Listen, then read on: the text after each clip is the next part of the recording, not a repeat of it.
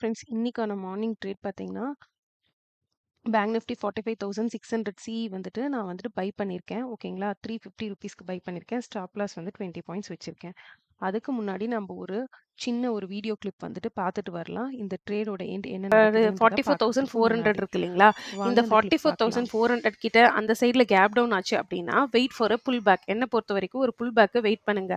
இங்கேருந்து buying opportunity கிடைச்சதுனாலும் உங்களோட target வந்து இந்த closing price plus first line of சிபிஆராக தான் இருக்கணும். 200 இந்த ரேஞ்சாக தான் இருக்கணும். ஓகேங்களா? ஏன்னு கேட்டிங்கன்னா மார்க்கெட் வந்து இங்கிருந்து இவ்வளோ பெரிய செல்லிங்க்கு அப்புறம் ஃபர்ஸ்ட் புல் பேக்கில் செல்லர்ஸ் வந்து செல் பண்ண தான் ட்ரை பண்ணுவாங்க. ஸோ இந்த இடத்துல திரும்ப மார்க்கெட் ரெசிஸ்டன்ஸ் ஃபேஸ் பண்ணுறதுக்கான சான்ஸ் இருக்குது. ஓகேங்களா? பட் கேப் டவுன் ஆச்சுன்னா எடுத்துனே ஷார்ட் பண்ணாதீங்க. ஏன்னா கேப் டவுன் ஆனதுக்கு அப்புறமேட்டு ஒரு புல் பேக் பாருங்க. S1 பிரேக் டவுன் ஆகுதா இல்லையா நீங்கள் பார்க்கணும். அப்படி இல்லாமல் க்ரீன் கேண்டில்ஸாக இருந்ததுன்னா நீங்கள் வந்துட்டு சிபிஆர் கிட்ட நியர்லி சிபிஆர்ட்ட புல் பேக் இப்போ வந்ததுக்கு நீங்க அப்புறம் தான் நீங்கள் ஷார்ட் பார்த்துருப்பீங்கன்னு பண்ணணும். நினைக்கிறேன் கிளிப் ஒண்ணு. அதுல வந்து நான் தெளிவா சொல்லியிருக்கேன். 44,000ல கேப் டவுன் ஆச்சு அப்படின்னா, 44,400 பையிங் பிரைஸ் ஆக்ஷன் பாருங்க. நேத்து செல்லிங் போச்சுன்ட்டு அத மிஸ் பண்ணவங்க யாரும் இன்னைக்கு செல்லிங் அந்த இடத்துல போயிட்டு ட்ரை பண்ணிறாதீங்கன்னு. நான் சொன்ன மாரி கிரீன் கேண்டில் வந்து பிரைஸ் ஆக்ஷன்ல பையிங் போச்சு. சிபிஆர்ட்ட ரெசிஸ்டன்ஸும் ஃபேஸ் ஆயிருந்தது. பார்க்காதவங்க பேங்க் நிஃப்டி மார்க்கெட் ஓப்பன் பண்ணி சார்ட்ட பார்த்துக்கோங்க. ஸோ இது எப்படி என்னால முடிஞ்சது? நான் இன்னைக்கு பையிங் ட்ரேட் எடுத்து ப்ராஃபிட்டும் பண்ணியிருக்கேன்.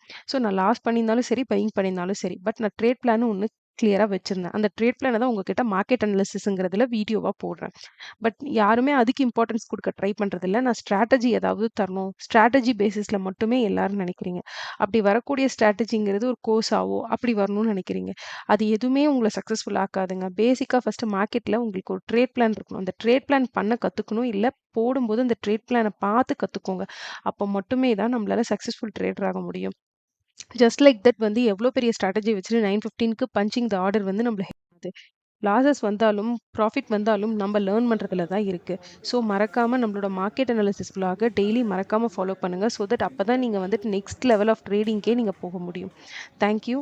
மறக்காம நம்ம சேனல் ஷிவாரி ட்ரேடர்ஸை சப்ஸ்கிரைப் பண்ணிக்கோங்க.